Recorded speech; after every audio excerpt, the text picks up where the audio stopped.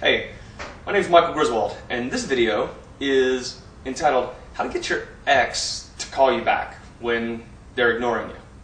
Actually, I got an email from one of the people that subscribes to these videos, and she told me this long story about how her and her boyfriend broke up and she can't get him to call her back. And that's really the reason that I'm making this, because this is kind of a recurring question that I hear from people often is, how do I get them to call me back when every call is screened and every text is not returned? So I'm going to get into that, but before I do, if you're in this situation, I want you to know there's 100 million different people, it seems, online giving you advice on how to get back with your ex. Everything from how to get back with your ex in 72 hours, to how to use dirty psychological tricks to get back with them, to how to use magic to get back with them. And I just want to let you know, I happen to think that all of that is rubbish. And the reason is this. At the end of the day, there's two people who at one point really liked each other and were really enamored with each other. And now something has happened. And so if you're looking for tricks or magic or anything like that, there are resources out there for you. But the question is, what do you do when you run out of tricks? What do you do when the magic spells wear off? So that's the purpose of these videos. We actually are releasing a series of them that covers the whole host of breaking up relationship material. So let's get into it.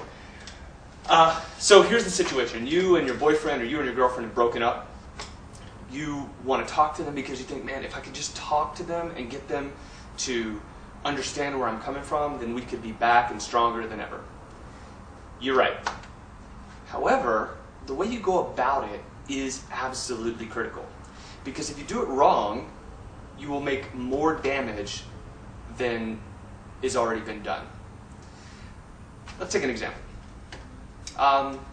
Why do you guys think diamonds are so valuable? Well, it's because you can't just walk down to the local 7-Eleven and pick one up, right? You can't get one for 75 cents or $9.99 on eBay.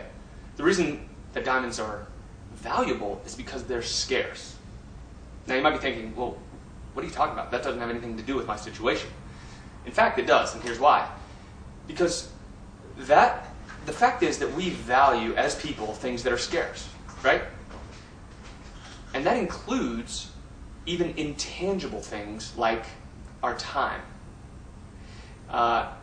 If you are working a job and you don't get a lot of sleep, your sleep has become scarce and you value it more.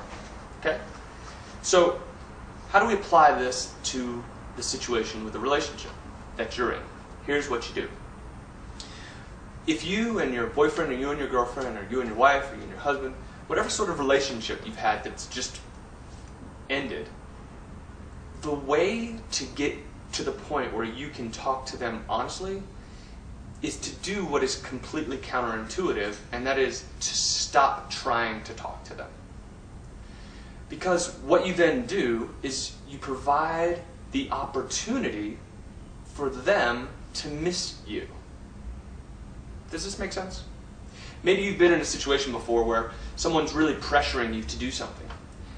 Don't you find often that the more they pressure you, the less inclined you are to do it? You might do it out of a sense of obligation, but you don't feel really good about it, do you? It's not something that fills you with a lot of happy thoughts. Well, it's the same thing in your relationship with your ex. The more you push and push and push to try to demand that you be able to talk again, the more inclined they are going to be to pull back, pull back, pull back. I'm sure this makes sense to you because we've all been on both sides of this type of relationship.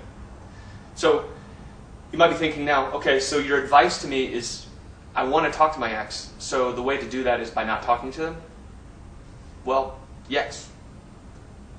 Not forever, but for a short amount of time. Because what happens after a relationship breaks up is that both people are hurting, right? And by you not talking to them, you create this desire, you give room for that desire to be fanned into flame again. Think about it like this. You are probably missing your ex more now that you are broken up than you did before you broke up. Why? Because their time has become scarce in your life. If you can imagine using that same philosophy with them, you'll get a similar result. So, to recap, the way to get your ex to talk to you again in a way that isn't begging and pleading, and in a way that doesn't make them want to recoil, the way to do it is by backing up yourself. Because that whole push-pull thing is a real foundational element of attraction. By pulling back, you create a scarcity of your time. And by creating a scarcity of your time, you give your ex the opportunity to miss you. And when people miss things, they're more inclined to seek them out. You might find that actually the more you do this, the more they're going to want you. And the more it puts you back on a level playing field where you can have the discussion you want to have and then make things even better than before. So, my name is Michael Griswold, and if you want to check out more, we've got a whole host of videos about this subject and everything having to do with relationships and breaking up and getting back together at reunitedrelationships.com. See you later.